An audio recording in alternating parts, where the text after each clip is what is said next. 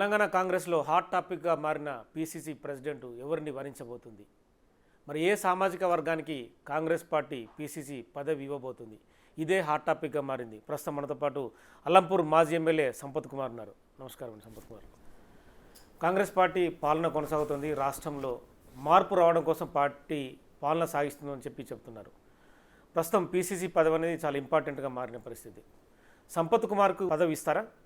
PCC పదవి అన్నది ప్రభుత్వానికి ప్రజలకు మధ్యలో వారధిగా ఉండి పనిచేయాల్సినటువంటి ఒక వ్యవస్థ, ఒక సంస్థ. దాన్ని ఎవరికి ఇవ్వాలి, ఎట్లా ఇవ్వాలి అనేది మీరు అన్నట్లు మీ ఉపోద్ఘాతంలో చెప్పినట్లు సామాజిక వర్గాలు కానీ ఎలిజిబులా కాదా, డిజర్వా కాదా, ఆర్గనైజేషనల్ బ్రాటపా కాదా, సంస్థాగత స్పృహ ఉందా లేదా, ఇవన్నీ బేరీజ్ వేసుకొని నియమిస్తారు పీసీసీ ప్రెసిడెంట్ను. దాంట్లో భాగంగా ఎస్, ఐఎమ్ ఆల్సో ఆస్పైరింగ్. నాలాగా ఎంతోమంది చేయొచ్చు. Everybody will have right to ask. దాంతోపాటు ఒక ఎన్ఎస్ఏ కార్యకర్త నుంచి ఏఐసిసి వరకు, ఎన్ఎస్ఏ నుంచి ఏఐసిసి వరకు పనిచేసినటువంటి అనుభవం కానీ, సంస్థాగత స్పృహ కానీ, లేదంటే అనేక సందర్భాల్లో పార్టీ కొరకు త్యాగం అనుకోండి, పార్టీ కొరకు కష్టం అనుకోండి, పార్టీ కొరకు నష్టం అనుకోండి, పార్టీ కొరకు జైలు అనుకోండి, అన్ని ప్రజా ఉద్యమాల్లో మరీ ముఖ్యంగా ఈ 10 సంవత్సరాల ఈ నూతన తెలంగాణ రాష్ట్రంలో టీఆర్ఎస్ పరిపాలనలో 10 సంవత్సరాల్లో అవునన్నా కాదన్నా ముందు వరుసలో ఉండి ప్రజల గొంతుగా పనిచేసిన, 5 సంవత్సరాలు ఎమ్మెల్యేకి పనిచేసిన, 5 సంవత్సరాలు మాజీ ఎమ్మెల్యేకి పనిచేసిన కనుక నేను కూడా డిజర్వ్ ఏమో, I'm the perfect fit enough for the PCC post అనేటువంటి ఆలోచనతోటి అడుగుతాం. అధిష్టానం ఏ నిర్ణయం తీసుకున్నా, గౌరవ ముఖ్యమంత్రి మా అన్నయ్య రేవంత్ అన్నయ్య ఏ నిర్ణయం తీసుకున్నా కానీ దాన్ని శిరస వహించి అందరూ కూడా పోవాల్సిన అవసరం ఉంటుంది. అంటే మీరు ఒక విషయం అంటున్నారు, అంటే రీసెంట్గా మీకు ఎంపీ టికెట్ ఇవ్వకపోవడానికి కారణం ఏంటి? అదే కాంగ్రెస్ పార్టీలో జీవన్ రెడ్డికి ఓడిపోయినా కూడా టికెట్ ఇచ్చారు. టికెట్ ఇవ్వడం అనేది మీరు అన్నట్లు వాస్తవం. నేను కూడా అడిగిన ఆ పరిస్థితుల్లో కూడా నేను ద బెస్ట్ క్యాండిడేట్ అవుతుంటే అనుకున్నా. కానీ ఒక్క సామాజిక కోణమో లేకపోతే ఏదో ఒక్క క్రైటీరియా మీదనే ఎంపిక అనేది జరగదు. వాటితో పాటు మల్లురవి గారికి ఇచ్చారు. మల్లురవి అనుభవజ్ఞుడనో, ఏజ్ రీత్యా ఇది ఒకసారి ఇద్దాము, సంపత్కి ఏజ్ ఉంది కదా తర్వాత చూద్దామని ఆ రకంగా ఎన్నో కారణాలు ఉండిండవచ్చు. నిర్ణయం తీసుకునే వరకు మాత్రం ఎస్ సంపత్ కుమార్ బరాబర్ కొట్లాడతాడు, అడుగుతాడు, నాకున్నటువంటి స్ట్రెంగ్స్ ఏంది అనేది చెప్పడం సర్వసాధారణం. నిర్ణయం తీసుకున్నాక మాత్రం no, Sampath will not say against the decision of Congress party, against the decision of Revanth అన్న. కనుక నిర్ణయం తీసుకున్నారు. అయినా నాకేమి మిమ్మల్ని సాటిస్ఫై చేయడానికి గల కారణాలు, మీరు ఎందుకు సాటిస్ఫై అయ్యారనేది కూడా important. No, it is not satisfying. నేను డిస్సాటిస్ఫై అయ్యే, ఆ రోజు డిస్సాటిస్ఫై అయ్యే. కానీ పార్టీ ఒక నిర్ణయం తీసుకున్నప్పుడు, రేవంత్ అన్న ఒక నిర్ణయం తీసుకున్నప్పుడు దాన్ని శిరసా వహించే ఒక సైనికుడిగా బరాబర్ ఈరోజు ఆ నిర్ణయం తీసుకుని ఇంకొక రోజు నాకు అనుకూలంగా నన్ను పెంచే విధంగా, నన్ను ఏదో ఒక స్థాయిలో ఉంచే విధంగా తప్పకుండా అధిష్టానం కానీ రేవంత్ గారు నిర్ణయం తీసుకుంటాడు అన్నటువంటి పూర్తి నమ్మకం, విశ్వాసం నాకుంది. అంటే బయట ప్రతిపక్షాలు చాలా ఆరోపిస్తున్నాయి, కాంగ్రెస్ పార్టీలో మాదిగలకు సరైన స్థానం లేదు, మాలలే డామినేట్ చేస్తున్నారు అనేది ఒక విమర్శ ఉంది. అందులో మీరు తెలుసు ఆర్ఎస్ ప్రవీణ్ కుమార్ కానీ, మోతుకుపల్లి నరసింహులు దీక్ష కూడా చేసిండు. అలాగే మందకృష్ణ మాదిగ, ఎంఆర్పిఎస్ పార్టీ నడిపించే మందకృష్ణ మాదిగ కూడా చెప్తున్నాడు. అది విమర్శ అని మీరు అంటారు. నేను నిజంగా కాంగ్రెస్ పార్టీ నాయకుడు అలా కాదు ఇలా కాదని మాట్లాడవచ్చు. అలా మాట్లాడే టైప్ కాదు నేను. బరాబర్ వాస్తవం అది. అంటే వాస్తవం ఏంటి? అది అదే చెప్తున్నా. వాస్తవము మాదిగలకు 3 ఎంపీ సీట్లలో అన్యాయం జరిగిందని అది వాస్తవము. ఆ రోజు, ఈరోజు, రేపు ఎన్నికల కోడ్ అయిపోయిన తర్వాత ఒకవేళ అన్న రేవంత్ అన్న గౌరవ సీఎం గారు ఒక 4 మాదిగలను అకామిడేట్ చేశారనుకోండి ఏదో ఒక పొజిషన్లో, ఆ రోజు ఆహా మాదిగలు ఎక్కువైపోయినరు అంటే 5 సంవత్సరాల కొరకు వచ్చినటువంటి ప్రభుత్వం ఇది. 5 నెలల్లో తీసుకున్నటువంటి నిర్ణయాల వల్ల ఆ రకంగా అనిపించిన మాట వాస్తవము ముమ్మాటికి. కానీ ఎన్నికల కోడ్ అయిపోయిన తర్వాత 5 రోజులలోనే ఒక 4 మాదిగలను అకామిడేట్ చేస్తే రేవంత్ అన్న, అప్పుడు మాదిగలు ఎక్కువైపోయారు, మాలలు తక్కువైపోయారు అని అనగలుగుతాం. అట్లా పోతున్న క్రమంలో సామాజిక సమతుల్యత చేయడం అనేది అడ్మినిస్ట్రేటివ్ వ్యవహారంలో భాగం. అది ఆ సామాజిక సమతుల్యత అనేది పూర్తిగా తెలిసినటువంటి, పూర్తిగా ఆ సామాజిక సమతుల్యత మీద పనిచేసే నాయకుడు రేవంత్ రెడ్డి. సమతుల్యత చేయాలని ఏమనుందా? ఏమంటారండి? విమర్శలు వచ్చిన తర్వాతనే సమతుల్యతకు వెళ్ళాలని ఉందా? It is not like that. నేను మళ్ళీ కూడా చెప్తా, నేనే అడిగిన టికెట్ నాకు కావాలని కొట్లాడినా వచ్చేది ఉండే, రాలేదు. అయినప్పటికీ ఒక సంపత్ కుమార్కు టికెట్ ఇవ్వగానే అయిపోయింది. మొత్తం మాదిగ జాతి యువకులు అందరూ సాటిస్ఫై అయిపోతారు. అదే విమర్శ వస్తుంది బయట కూడా, మీరు అన్న మాటనే వస్తుంది. అవుతారు. అట్లుండదండి. అది లేకపోవచ్చు. బట్ రేపు 4 మంచి మంచి పొజిషన్లో అకామిడేట్ చేసి మాదిగల జీవన విధానంలో మాదిగల జీవన ప్రమాణాలు ఆర్థికంగా సామాజికంగా రాజకీయంగా పెంపొందించడానికి ఏం చేయాలో అది చేయాలి. సంపత్ కుమార్ టికెట్ ఇవ్వగానే అయిపోయింది మాదిగ సాటిస్ఫై. బీజేపీలో ఉన్న మందకృష్ణ మాదిగ కూడా ఇదే బలంగా వినిపిస్తున్నాడు. అసలు కాంగ్రెస్ పార్టీలో మాదిగలకు ప్రాధాన్యం లేదు, అసలు పట్టించుకోవడమే లేదన్న ప్రధాన విమర్శ ప్రతి సభలో చెప్తున్నాడు. మీరు అన్న దాంట్లోనే బీజేపీ నాయకుడు మందాకృష్ణ అన్నారు. మీరు ఎంఆర్పిఎస్ లేకపోతే దళిత నాయకుడు మాదిగ నాయకుడు అనలే. బీజేపీ నాయకుడు కనుక నరేంద్ర మోడీ కౌగిలింతలకు మైమర్చిపోయిండు కనుక మాదిగల్ల నాయకుడి కంటే తక్కువ బీజేపీ నాయకుడికి ఎక్కువగా మాట్లాడుతున్న క్రమంలో న్యాచురల్గా మందకృష్ణ అన్నది తప్పేం లేదు. నేను కూడా అన్నా కదా, ఎస్ అప్పుడు అలా జరిగింది. ఇప్పుడు చెప్తున్నా కదా, ఒక 4 ఏంగానే అయిపోయి మందకృష్ణ ముఖం చాటేసుకొని పనుకుంటాడా? నలుగురు మాదిగల అకామిడేట్ కాగానే మా ప్రాతినిధ్యం పెరిగింది అనుకోండి, ఇప్పుడు ఎలక్షన్ కొడతారు డెఫినెట్లీ. నేను ఇప్పుడు కూడా చెప్తున్నాండి, డెఫినెట్లీ సామాజిక సమతుల్యత మీద పూర్తిగా కాన్షియస్ ఉండి ఏ యాక్టివిటీ తీసుకున్నా ఏ అడుగు వేసినా దాంట్లో సామాజిక సమతుల్యతను మైండ్లో పెట్టుకొని అడుగేసే ముఖ్యమంత్రి రేవంత్ అన్న కనుక ఎటువంటి ఇబ్బంది లేదు. 5 నెలల్లో అట్లా అనిపించింది. రేపు ఇంకొక 4-5 రోజులు లేకపోతే 10 రోజులు నెల రోజుల్లో ఇట్లా అనిపిస్తుంది. దాని తర్వాత మళ్ళీ 2 ఏళ్ళకు కార్పొరేషన్లో ఏవో టర్మ్ అయిపోతుంది. అప్పుడు తీసేసి వేరే వాళ్ళు వేస్తారు, వేసినప్పుడు అట్లా అనిపిస్తుంది. It's a continuous process. Balance imbalance అనే ఆ సమతుల్యత చేసుకుంటూ పోవాల్సిన అవసరం ఉంది. ఈ 5 నెలల్లో ఇట్లా అనిపించింది వాస్తవము. నెక్స్ట్ 5 నెలల్లో చూడండి ఎట్లా అనిపిస్తుందో. బట్ సామాజిక సమతుల్యత అన్నది స్పష్టంగా పర్ఫెక్ట్గా తీసుకుపోయగలిగే సోయున్న రాజకీయ నాయకుడు ఈనాటి గౌరవ ముఖ్యమంత్రి రేవంత్ రెడ్డి గారు కనుక మాకైతే ఎటువంటి అనుమానం లేదు. Definitely we will be justified. PCC president పదవిని ఆశించడంలో మీకున్న క్వాలిఫికేషన్స్ ఏం చెప్పదలుచుకున్నారు? నాకంటే బెస్ట్ క్వాలిఫికేషన్స్ ఉన్నవాళ్ళు ఈరోజు పోటీలో లేరేమో అని అనుకుంటున్నాను. అంటే మీ పార్టీలో చాలామంది ఉద్దండులు కూడా ఉన్నారు. మరి 100% నాకంటే ఉద్దండులు ఉండవచ్చు, పెద్దవాళ్ళు ఉండవచ్చు, గొప్పవాళ్ళు ఉండవచ్చు, చిన్నవాళ్ళు ఉండవచ్చు, వయసులో ఇవన్నీ ఉంటాయి. All type of equations, all type of representations ఉంటాయి. కానీ ఒక ఎన్ఎస్ఏ స్థాయి నుంచి ఏఐసిసి స్థాయి వరకు పనిచేసిన వాడు, సంస్థాగత స్పృహ ఉన్నవాడు, ఒక మహారాష్ట్ర రాష్ట్రంలో కూడా సంస్థను నిర్మించిన వాడు, తెలంగాణ రాష్ట్రంలో కూడా ప్రజల గొంతుకగా శాసనసభ్యుడిగా పనిచేసిన, శాసనసభ్యుడి తర్వాత శాసనసభ వెలుపల అనేక ఉద్యమాల్లో పనిచేసిన, ఈరోజు రేవంత్ అన్న ఏ నిర్ణయం తీసుకున్నా పిసిసి ప్రెసిడెంట్గా నెక్స్ట్ అడుగు రేవంత్ అన్న వెనకాల సంపత్ కుమార్ ఉండేది, ఉన్నాడు, ఉంటాడు. ఆ రకంగా అన్ని ఉద్యమాల్లో 10 సంవత్సరాలండి. ఈరోజు తెలంగాణ రాష్ట్ర ప్రజల గుండె చప్పుడును తెలంగాణ సమాజానికి వినిపించినాం. రేవంత్ అన్న నాయకత్వంలో తెలంగాణ రాష్ట్రంలో కాంగ్రెస్ పార్టీని ఆవిష్కరించిన ప్రభుత్వంగా దాంట్లో నా కంట్రిబ్యూషన్ ఉంది. 3 సార్లు జైలుకు పోయినా, 22 కేసులు పెట్టించుకున్నా. ఎప్పుడు ఎక్కడ మీటింగ్ అయినా సంపత్ కుమార్ స్పీచ్ లేకుండా ఉండదు. ఏ మీటింగ్ అరేంజ్మెంట్ చేయాలన్నా తెల్లారులు కష్టపడడంలో సంపత్ ఉన్నాడు. ఏ ఈక్వేషన్ తీసుకున్నా కానీ సంపత్ ఉన్నాడు. ఏ ఇష్యూ మాట్లాడాలన్నా సంపత్ అవసరం పడ్డాడు. అనేక రకాల త్యాగాలు. నాకు టికెట్ ఇచ్చి తీసుకున్నారు. ఒకసారి మీకు తెలుసా, ఎమ్మెల్యే టికెట్ ఇచ్చి బీఫామ్ ఇచ్చి నామినేషన్ వేసిన తర్వాత నా టికెట్ బియాండ్ ద రీజన్స్, నా టికెట్ కట్ చేసినటువంటి నాయకులు ఒకరు బీజేపీలో ఉన్నారు, ఇప్పుడు ఒకరు టీఆర్ఎస్లో ఉన్నారు. బట్ సంపత్ కుమార్ మాత్రం కమిట్మెంట్ తోటి కాంగ్రెస్లోనే ఉన్నాడు. అందుకే కాంగ్రెస్ పార్టీ మళ్ళీ ఎమ్మెల్యే చేసింది. ఆ ఎమ్మెల్యేగా పోరాటం చేస్తున్న క్రమంలో ఈ కల్వకుంట్ల కుటుంబం మీద ఆరోపణలు చేస్తే తట్టుకోలేక, వీడు మాట్లాడే విధానం నచ్చక, వీడు మాట్లాడేది ఏదైనా సూటిగా ప్రజల్లోకి దూసుకుపోతుందని చెప్పి నన్ను అప్రజాస్వామికంగా అనైతికంగా శాసనసభ నుంచి గెంటేశారు. No regrets. I fought for the party, I fought for the people of Telangana. ఓడిపోవడానికి ప్రధాన కారణం ఏం చెప్పదలుచుకున్నారు మీరు? రీసెంట్గా మొన్న ఓడిపోవడానికి మీరు అన్నట్లు 100% excellent question. With in the party, out side the party. అంటే చిన్న క్వశ్చన్ ఇస్తాం, మీరేమనుకోవద్దు. ఇగో ప్రాబ్లం ఉందనేది ఆరోపణ బయట ప్రజల నుంచి. బరాబర్ ఇగో ప్రాబ్లం ఉంటుందండి. మీరు జర్నలిస్టు స్థాయిలో మీరు ఏ ప్రశ్నలు అడుగుతున్నారో, ఏ ప్రశ్నలు అడగాలో అవి అడిగినంత వరకు ఏమి ప్రజలకు నేతకు మధ్య ఈగో ప్రాబ్లమ్స్ ఉండకూడదు కదా? నో ప్రజలకు నేతకు మధ్యలో ఈగో ప్రాబ్లం కాదు. లీడర్లు with in the party with in the పార్టీలో ఉన్న వాళ్ళు కొంతమంది ఒక మాదిగ సామాజిక వర్గం అవునన్నా కాదన్నా తెలంగాణ రాష్ట్రంలో single largest caste is Madiga. We are the dominating segment social. అందరికీ తెలిసిన విషయం. అయితే అటువంటోడు వస్తే ఈరోజే ఏ సెక్రటరీ ఉన్నాడు, యంగ్ ఉన్నాడు, మాట్లాడగలుగుతాడు, ఓకల్ ఉన్నాడు, అగ్రెసివ్ ఉన్నాడు. ఒక్కసారి ఎమ్మెల్యే అయిందండి సంపత్ కుమార్. పాపం బీదోడు ఒక్కసారి ఎమ్మెల్యే అయితేనే ఒక్కసారి 4-5 సార్లు ఎమ్మెల్యేలు అయిన వాళ్ళకు రానటువంటి అవకాశం నాకు వచ్చింది. ఆ పార్టీ కూడా ఇచ్చింది. నా జానారెడ్డి ఇచ్చిండు, ఆనాటి నా పిసిసి ప్రెసిడెంట్ ఉత్తమ్ కుమార్ రెడ్డి ఇచ్చిండు. ఆనాడు మా పార్టీలో లేకున్నా నాకు అత్యంత ప్రియమైన మా ముద్దుల అన్నయ్య రేవంత్ అన్న వేరే పార్టీలో ఉన్నా నన్ను గైడ్ చేసిండు సీనియర్గా. ఆ కాగితం ఇచ్చిండు, ఈ కాగితం సంపద, ఈ సబ్జెక్ట్ మాట్లాడుతున్నాం, దీనికి సంబంధించిన డాక్యుమెంట్ ఇది. ఇట్లా అందరి సహకారంతో ఆ రోజు విప్పుగా ఉండి ఒకటే టర్ములు అయినా కానీ ప్రజల హృదయాల్లో అరే క్షేత్రస్థాయిలో ఉండే సమస్యలను ఆవిష్కరించగలుగుతాడు సంపత్ కుమార్ అనేటువంటి ఒక పర్సెప్షన్, ఒక ఇంప్రెషన్ క్రియేట్ చేయగలిగిన.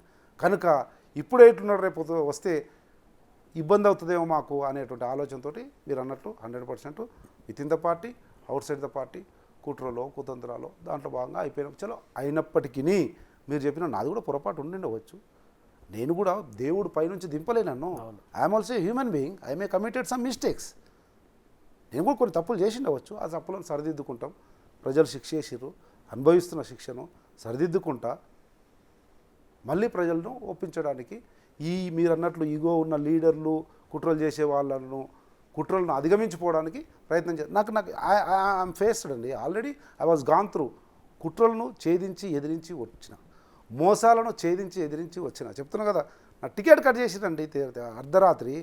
అయినానో కసి మీద పనిచేసిన, ఇంకా అసెంబ్లీకి నుంచి బయటికి వెళ్ళగొట్టిరండి. అయినా కసి మీద, కల్వకుంట్ల కుటుంబం మీద, టీఆర్ఎస్ మీద పనిచేసిన. సో ఇప్పుడు ఇదే క్వశ్చన్, కసి అంటున్నారు కాబట్టి ఒకవేళ మీకు కనుక పీసీసీ ఇవ్వకుంటే అదే కసి సంపత్ కుమార్లో ఉంటుందా? ఇవ్వకపోతే కసి, ఇస్తే కసి కాదు. పార్టీకి పనిచేయాలనే కసి ఉండాలి. తెలంగాణ రాష్ట్ర ప్రజల హృదయాలను తాకే విధంగా మన పరిపాలన ఉండాలనే దాని మీద కసి ఉండాలి. మన పార్టీ 10 కాలాల పాటు తెలంగాణ అసంతృప్తి ఉంటుంది కదా సంపత్ కుమార్కి. మరి అసంతృప్తిని ఎట్లా దిగమింగుతాడు? అదే అంటున్నా. అసంతృప్తి, ఆ రోజు ఎంపీ టికెట్ రాలేదని అసంతృప్తి, లేకపోతే మొన్న ఏదో జరిగిందని అసంతృప్తి. ఆ రోజు అసంతృప్తి 3 రోజుల తర్వాతనో 3 నెలల తర్వాతనో డెఫినెట్గా సంపత్ కుమార్ సంతృప్తి పరుస్తాడు రేవంత్ అన్న అన్నటువంటి నమ్మకం, విశ్వాసం ఉంది. అదే అధిష్టానం కూడా తప్పకుండా నా సేవలను గుర్తిస్తుంది అన్నటువంటి నమ్మకం, విశ్వాసంతో ముందుకు పోతున్నా. 2 పేర్లు ప్రస్తావించచ్చా? చెప్పచ్చు. మహేష్ కుమార్ గౌడ్, అద్దంకి దయాకర్. ఇదే రేసులో వాళ్ళు కూడా గట్టి ప్రయత్నం చేస్తున్నట్టు తెలిసింది. 100% చేస్తారు, చేసే హక్కు ఉంది. ఆ ఇద్దరే కాదు, ఇంకా చాలామంది ఉన్నారండి. కూడా చెప్పండి. కాంగ్రెస్ పార్టీ అవును ఉంటారు. నేను అనుకోవడం కొంతమందిని అనుకుంటా, ఆ టైప్కు ఇంకో కొంతమంది వస్తారు. చర్చలు జరుగుతున్నప్పుడు లేకపోతే ప్రక్రియ మొదలైనప్పుడు కాంగ్రెస్ పార్టీలో అనేక మందికి దిస్ ఈజ్ నాట్ కల్వకుంట్ల కుటుంబ TRS party, this is not monopoly Bharatiya Janata party, this is a vast democratic political platform in the world. కనుక కాంగ్రెస్ పార్టీలో టైంను బట్టి చాలామంది పుడతారు, చాలామంది అడుగుతారు. ఎవరికి రైట్ ఉంటే, ఎవరికి హక్కు ఉంటే, ఎవరికి డిజర్వ్ ఉంటే, ఎవరికి కేపబుల్ ఉంటే వాళ్ళని సెలెక్ట్ చేసి నిర్ణయం తీసుకుంటుంది అధిష్టానము, దాంతోపాటు గౌరవ ముఖ్యమంత్రి సీఎం గారు. కనుక అందరూ ఉంటారు, అందరూ అడగడం తప్పేం లేదు. But again I'm coming out, I'm the most eligible deserve PCC president at this moment. PCC president అనేది ఆషమాషి వ్యవహారం కాదు. ఎందుకంటే ముఖ్యమంత్రి రేవంత్ రెడ్డి ముందు వరుసలో ఉంటాడు, వెనుక పీసీసీ నడిపించాల్సిన బాధ్యత ఉంటుంది. అంటే మంత్రులతో సమన్వయం కావచ్చు, పార్టీ క్యాడర్తో ఎప్పటికప్పుడు నిర్ణయాలు కావచ్చు, ప్రతిపక్షాలను ఎదుర్కోవడం కావచ్చు. సంపత్ కుమార్ ఎలా ఎదుర్కొంటాడని చెప్పి అడగవచ్చు. ఒక మీటింగ్లో 10,000 మంది ఉన్న మీటింగ్లో, 1000 మంది ఉన్న మీటింగ్లో, 100 మంది ఉన్న మీటింగ్లో చిట్ట చివరిగా నిలబడినటువంటి కార్యకర్త నుంచి నేను ఈరోజు వేదిక మీద పీసీసీ ప్రెసిడెంట్ అవుతాడేమో అనే ఆలోచన వచ్చే వరకు వచ్చిన. అంటే ఆ చిట్ట చివరి కార్యకర్తను గుర్తిస్తాడా Sampath Kumar? That's what I'm saying. నేనే ఆ చిట్ట చివరి కార్యకర్త స్థాయి నుంచి వచ్చిన. నేను ఎన్ఎస్సీ వాల్ రైటింగ్ చేసి వచ్చిన, ఎన్ఎస్సీ యూత్ కాంగ్రెస్ పోస్టర్లు వేసి వచ్చిన. ఈరోజు అఖిల భారత కాంగ్రెస్ కమిటీ కార్యదర్శిగా అతిపెద్ద మహారాష్ట్ర రాష్ట్రాన్ని నడిపిస్తున్నా, తెలంగాణ రాష్ట్ర రాజకీయాల్లో ప్రముఖంగా ఉన్న పార్టీ ఏ దిశానిర్దేశం చేస్తే దాన్ని తూచా తప్పకుండా పాటించిన ముఖ్యమంత్రి, పీసీసీ ప్రెసిడెంట్ ఇద్దరు ఎంత సమన్వయంతో పోవాల్సిన అవసరం ఉంది. ముఖ్యమంత్రి, ప్రభుత్వము, మంత్రులు తీసుకునేటువంటి ప్రతి నిర్ణయము గ్రాస్ రూట్లోకి తీసుకుపోయి ప్రజల చేత మెప్పించబడి ఒప్పించబడేటట్లు తీసుకుపోయే యంత్రాంగమే ప్రదేశ్ కాంగ్రెస్ కమిటీ చేయాల్సిన అవసరం ఉంటుంది. దాన్ని ఎంత సమన్వయంగా తీసుకుపోవాలనే దాని మీద నాకు ఒక విజన్ ఉంది. రేవంత్ అన్నకు నాకున్నటువంటి 2.5 దశాబ్దాల అనుబంధంలో సీఎం గారి ఆలోచన ఎట్లా ఉంటుంది, వారి అడుగులు ఎటుపడుతుంటాయి, దాన్ని జనంలోకి తీసుకుపోవడానికి పీసీసీ ప్రెసిడెంట్గా ఏ స్ట్రాటజీతో ముందుకు పోవాలనే దాని మీద స్పష్టమైన అవగాహన ఉంది. నాకు ఫ్లో చార్ట్ ఉంది. ఆ ఫ్లో చార్ట్ను సీఎం గారితో పంచుకొని, సీఎం గారి సలహాలు సూచనలు తీసుకొని కింద గ్రాస్ రూట్ లెవెల్ వర్కర్ స్థాయి నుంచి వచ్చిన వాడుగా గ్రాస్ రూట్ లెవెల్ వర్కర్లను భవిష్యత్తును చూసుకొని ప్రజల ఆలోచన విధానం తెలిసి ప్రజల గొంతుకగా శాసనసభలో పనిచేసిన అనుభవం ఉంది కనుక ప్రజలకే ఈ రకంగా ఉండాలి. ఈ రకంగా కార్యకర్తలు, ప్రజలు, క్యాడరు, ఎమ్మెల్యేలు, మినిస్టర్లు, సీఎం గారు, అధిష్టానము వీటన్నిటినీ సమన్వయం చేసుకొని 3 కాలాల పాటు తెలంగాణ రాష్ట్రంలో కాంగ్రెస్ పార్టీ మువ్వన్నెల జెండా ఉండడానికి రేవంత్ రెడ్డి గారు ఇంకొక టర్మ్ అంటే 10 సంవత్సరాలు సుభిక్షంగా కాంగ్రెస్ పార్టీ ఆధ్వర్యంలో రేవంత్ అన్న నాయకత్వంలో తెలంగాణ అంటే రాష్ట్రం మీ పార్టీలో ఇంకా చాలామంది ముఖ్యమంత్రి అభ్యర్థులు ఉన్నారు కదా, 100% ఉంటారండి. That is the beauty of Congress party, that is the beauty of democracy. అంటే వాళ్ళు కూడా ప్రయత్నాలు చేస్తున్నారు. 100% చేస్తారు, చేయాలి. చేయొద్దని ఎవరన్నారు, అంటే చేయడానికి మీరు 10 ఏళ్ళు అనేది ఒకటి చెప్తున్నారు కాబట్టి అడుగుతున్నారు. నా నమ్మకము, నా విశ్వాసము, ఈ రోజు ఉన్నటువంటి సమకాలీన రాజకీయాల్లో కాంగ్రెస్ పార్టీలో ఉన్నవాళ్ళు, ప్రతిపక్షాల్లో ఉన్న వాళ్ళను అందరినీ బేరీజు వేసుకుంటే తెలంగాణ రాష్ట్ర ప్రజల గుండెలకు, తెలంగాణ రాష్ట్రం ప్రజల మదిలో 10 కాలాల పాటు చిరస్థాయిగా కాంగ్రెస్ పార్టీ ఆధ్వర్యంలో రేవంత్ రెడ్డి నాయకత్వంలో తెలంగాణ రాష్ట్రం ఉంటుంది. అంటే ఇప్పటికి కూడా చాలా విమర్శలు వస్తున్నాయి. అంటే బీఆర్ఎస్ వర్కింగ్ ప్రెసిడెంట్ కేటీఆర్ అంటే వడ్ల కుంభకోణం జరిగింది, సన్న ఏదైతే వడ్లకు సంబంధించి 1000 కోట్ల కుంభకోణం జరిగిందనేది కూడా ప్రధాన ఆరోపణ. బేసికలీ గణేష్ గారు, కేటీఆర్ 10 సంవత్సరాలు మంత్రిగా ఉన్నాడు. అడ్మినిస్ట్రేటివ్ ఎక్స్పీరియన్స్ ఉండి కూడా ఆ రకంగా మాట్లాడేది లేకుండే. బరాబర్ ఏదైనా మాట్లాడితే ప్రతిపక్ష నాయకుడిగా మాట్లాడడం వల్ల తప్పు లేదు, వాస్తవాలను బయటకు తీయాలి తప్పు లేదు. ఆడ జరిగిన ట్రాన్సాక్షన్ ఏంది, నువ్వు చెప్తున్న కుంభకోణం ఏంది? 57 రూపాయలకు ఒక గంటలనే టెండర్లు వేసిన నేను చూసిన. 57 రూపాయలకు వేసిండ్రు, 57 ఒకరేసిర్రు, 56 రూపాయల 90 పైసలు ఒకరేసిర్రు, 56 రూపాయల 80 పైసలు ఒకరేసిర్రు. అందరూ కూర్చొని మాట్లాడుకున్నారు, చేసిర్రు. అది అక్కడే స్కామ్ జరిగిందంట, అక్కడనే జరిగింది. మార్కెట్లో మాత్రం 42 రూపాయలులా దొరుకుతుంది అన్నది. నేను ఈరోజు బిగ్ టీవీ ద్వారా ఛాలెంజ్ చేస్తున్నా, మీరే ఇది బయట పెట్టండి. 42 రూపాయలు అన్నాడు కదా, 42కి ఇంకొక 3 కలిపి 45 రూపాయలకు కేజీ గవర్నమెంట్ కొంటది. గౌరవ ముఖ్యమంత్రి కాళ్ళు పట్టుకొని నేను ఇప్పిస్తా, కేటీఆర్ రా, 45కే నేను ఇప్పిస్తా. ఎన్ని వేల మెట్రిక్ 25 లక్షల మెట్రిక్ టన్నులో అవసరం ఉంటుంది నాకున్న సమాచారం మేరకు. 25 లక్షలు 35 లక్షలు అన్నిటికీ నేను ముఖ్యమంత్రితో మాట్లాడి, civil supply minister Uttam Reddy గారితో మాట్లాడి నేను ఇప్పిస్తా, ఆర్డర్ రమ్మన్. ఆయననే కదా ఇంతకు. ఏమవుతుందంటే వాళ్ళు 10 సంవత్సరాలు ఉన్నప్పుడు సివిల్ సప్లై కార్పొరేషన్లో ఆనాటి civil supply minister Gangula Kamalakar, ఆనాటి అగ్రికల్చర్ మినిస్టరు మా జిల్లా నిరంజన్ రెడ్డి గారు ఇద్దరు కుమ్మక్కయ్యి సిఎంఆర్ రైస్ తోటి ఎట్లా మాయ చేసి 100,000 కోట్ల రూపాయల స్కామ్ చేసిరో అదే వీళ్ళు చేస్తారేమో, వీళ్ళు కూడా ఇన్ని కోట్ల రూపాయలు సంపాదించుకుంటారేమో, ఏమవుతుందో ఏమో అనేటువంటి ఒక అభద్రతతో కూడినటువంటి ప్రెస్ మీట్ అది. నువ్వు జరిగిన ట్రాన్సాక్షన్ ఏంది, నువ్వు చెప్తున్నా కుంభకోణం ఏంది, ఇంకా జరగనే లేదు, 1 రూపాయి పోనే లేదు, అప్పుడే ఇవ్వనంటారు. అందుకే నేను చెప్తున్నా 45 రూపాయలకు నేను ఇప్పిస్తా ఆర్డర్. ఎన్ని లక్షల మెట్రిక్ టన్నులు అంటే 2 లక్షల మెట్రిక్ టన్నులకు గవర్నమెంట్ తోటి మాట్లాడిపిస్తే రమ్మన్నాడు కేటీఆర్. ఉట్టిగా ఏదో మీదేయడానికి సేమ్ వడ్లు సీఎంఆర్ అంటారు, అంటే వడ్లను పంపించాము సైక్లింగ్ అయి బియ్యంగా వస్తాయి. ఎందుకు తీసుకోలే? 18,000 కోట్ల రూపాయల ధాన్యము రైస్ మిల్లర్ల దగ్గర ఉంది. రైస్ మిల్లర్తో వీళ్ళు ఏం చేశారు, ధాన్యం వేయకండి డబ్బులు ఇవ్వండి, ధాన్యం వేయకండి డబ్బులు ఇవ్వండి అన్నారు. లేకపోతే అది లేదు ఇది లేదు, నాకు ఏదన్నా లంచం ఇవ్వండి సార్ అని చెప్పి తిన్నారు, బుక్కినరు. ఆ బుక్కిన వాళ్ళు ఈరోజు వచ్చి సుప్పనాతి మాటలు మాట్లాడితే అందుకే ఎక్కువ జనాల్లో పోతే అది తాకుతలేదు, జనం హృదయానికి కానీ మైండ్కి కానీ తాకుతలేదు. ప్రభుత్వాన్ని అప్రతిష్ట పాలు చేయడానికి ఏదన్నా దొరుకుతుందేమో అనే ప్రయత్నంలో భాగంగా చేస్తున్నారు తప్ప ఏం లేదు. CMR is a very big scam in TRS government.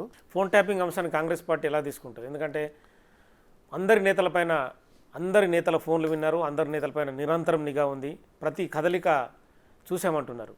ఎందుకంటే సీరియస్ అంశం ఇది, దేశ భద్రతకు సంబంధించిన అంశం కావచ్చు, రాష్ట్ర భద్రతకు సంబంధించిన అంశం కూడా కావచ్చు. నేను చూడడము మీరు చూడడము కాదు, ప్రపంచం చూస్తుంది. ఇంతకుముందు ఎక్కడా లేని విధంగా ఏదైతే గోప్యంగా ఉండాల్సినటువంటి అంతర్గత విషయాలను కూడా వీళ్ళ రాజకీయ ప్రయోజనాల వరకు, వీళ్ళ కుటుంబ ఆర్థిక లావాదేవీలను పెంచుకోవడం కోసం ప్రభుత్వ యంత్రాంగాన్ని మొత్తం వాడి ఉన్నటువంటి సాంకేతిక పరిజ్ఞానం, ప్రజల సంక్షేమం కొరకు వాడాల్సింది, ఈ ప్రాంత అభివృద్ధి కొరకు వాడాల్సినటువంటి సాంకేతిక పరిజ్ఞానాన్ని మొత్తం వాళ్ళ స్వార్థ రాజకీయ ఆర్థిక ప్రయోజనాల కొరకు కల్వకుంట్ల కుటుంబం వాడింది అన్నది స్పష్టమైంది ఫోన్ ట్యాపింగ్ వల్ల. I was also affected, I'm also victim in phone tapping. నా ఫోన్ కూడా ట్యాప్ చేసిర్రు, నన్ను కూడా కొన్ని కదలికలను పట్టేసి ఏం చేయాలో అట్లా చేసిండ్రు, నేను అనుభవించిన. నాలాంటి వాళ్ళు 100 మంది 1000 మంది అనుభవించిన దానికి ఇప్పుడు ఫలితం అనుభవిస్తున్నారు. ఎవరు? కల్వకుంట్ల కుటుంబం. నాకు తెలిసి డెఫినెట్లీ ఒక క్రూరమైనటువంటి రాజకీయ విక్రీడలో చేసినటువంటి ప్రయత్నం ఇది. తప్పకుండా ప్రజలు దాన్ని గ్రహిస్తారు. ఆల్రెడీ వీళ్ళని పంపించేసిర్రు బీఆర్ఎస్ను, కల్వకుంట్ల కుటుంబాన్ని. రాబోయే రోజుల్లో ఇంకా కూడా చీకొట్టే పరిస్థితి వస్తుంది. అందులో న్యాయమూర్తుల ఫోన్ల మాటలు కూడా విన్నారనేది బయటకు వచ్చింది, అంటే ఆ కన్ఫెషన్ రిపోర్ట్ను బట్టి. ఎస్ న్యాయమూర్తులు, సినిమా యాక్టర్లు, హీరోయిన్లు, పొలిటీషియన్లు ఎవరైనా గట్టిగా మాడితే, నేను గట్టిగా మాట్లాడినా రేపు దానికి సంబంధించింది అసెంబ్లీలో మళ్ళీ ఏదో మాట్లాడుతున్నాడు అంటే నా ఫోన్లో ట్యాప్ చేసి నేను ఎవరెవరి దగ్గర ఇన్ఫర్మేషన్ అడుగుతున్నా, ఏ డాక్యుమెంట్లు కలెక్ట్ చేస్తున్నా, దాన్ని బట్టి రేపు ఆ డాక్యుమెంట్లకు ఎట్లా ఇమీడియట్ ప్రిపేర్ అయి ఉండాలి, లేకపోతే ఆ డాక్యుమెంట్ తీసుకోవడానికి పోతే ఒక ఐఏఎస్ ఆఫీసర్ దగ్గర ఆ డాక్యుమెంట్ ఇవ్వకుండా ఎట్లా చేయాలి అనేది చేసిర్రు. నిరాఘాటంగా కొనసాగింది ఇది. నేను కూడా ఒక బాధితుడిగా చెప్తా ఉన్నా. సేమ్ ఐఎస్బిలో ఏదైతే క్యాంప్ ఆఫీస్ ఎస్ఐబిలో ఏదైతే చేస్తారో దాంట్లో ఒక ఎంప్లాయీ ఉండేవాడు. ఒక employee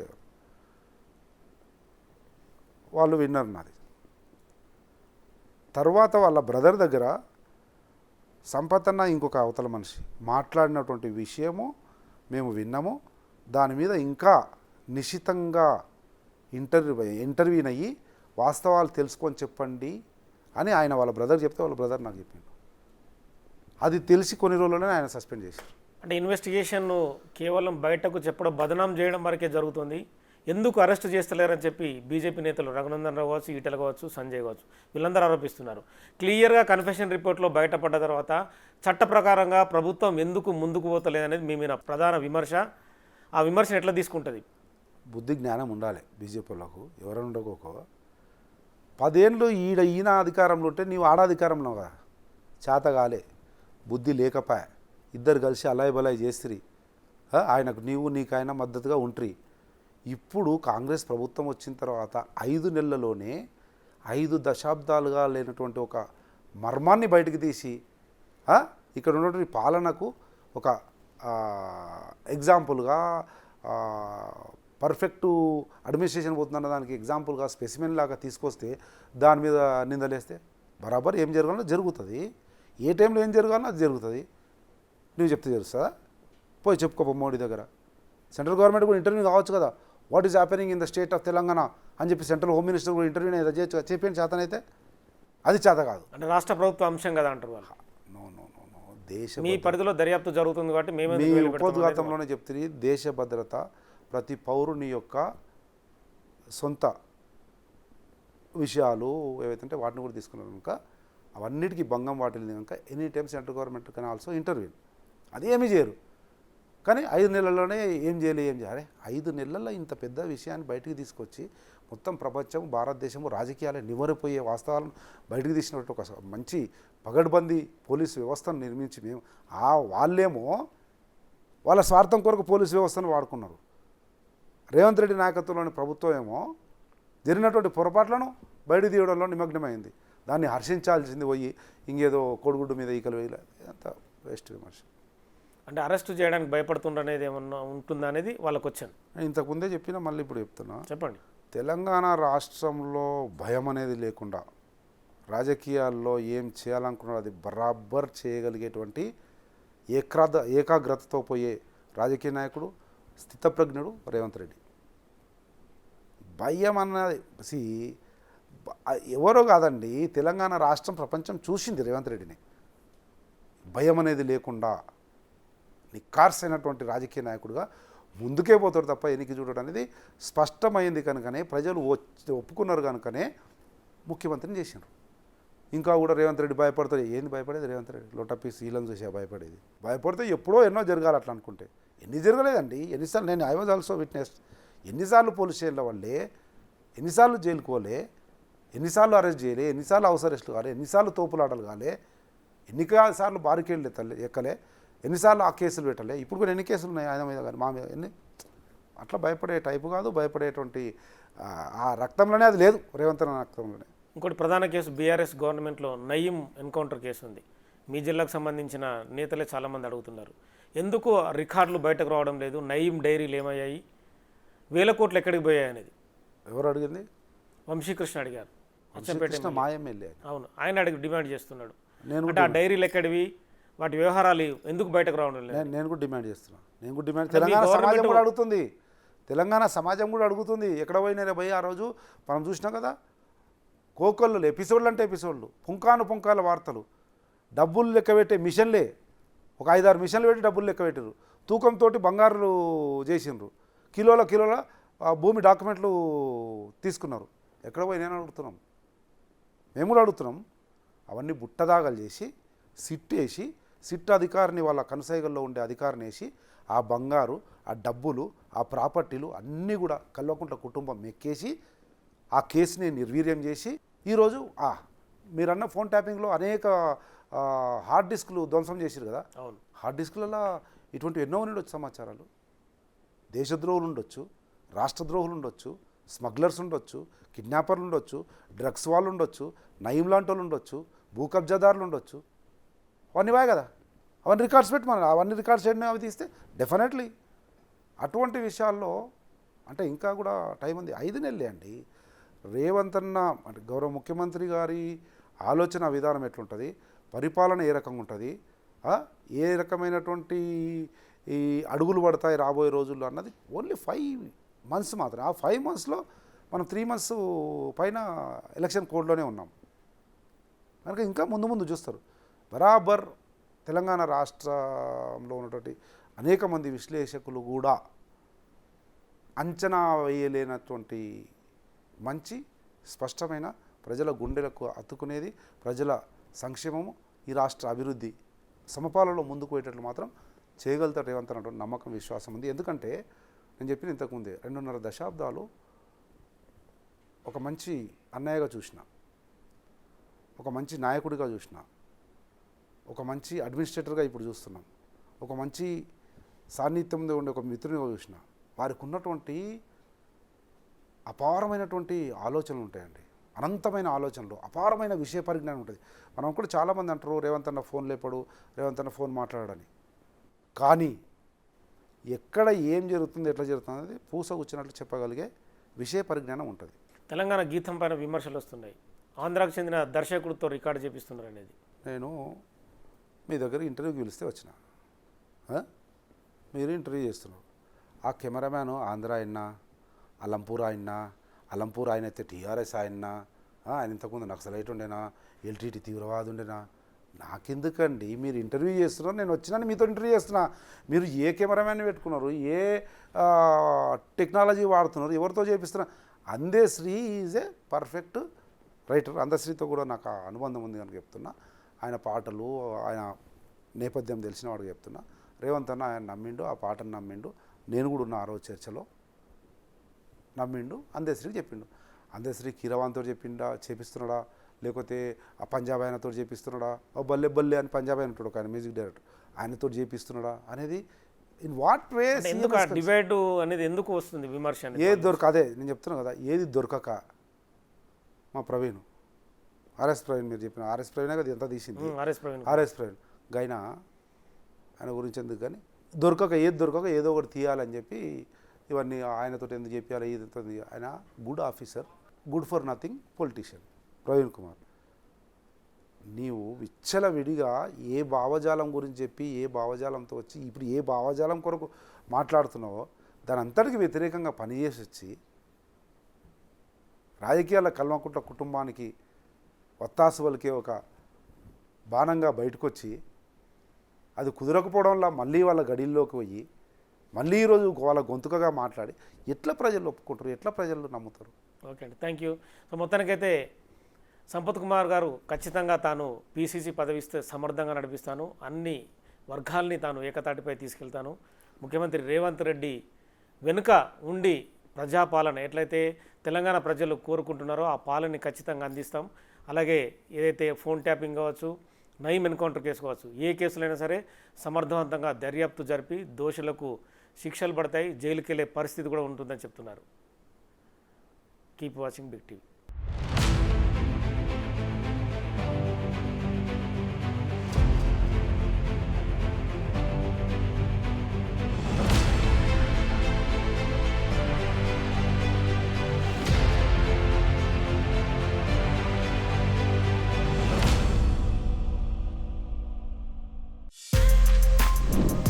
For more videos like this, subscribe Big TV channel.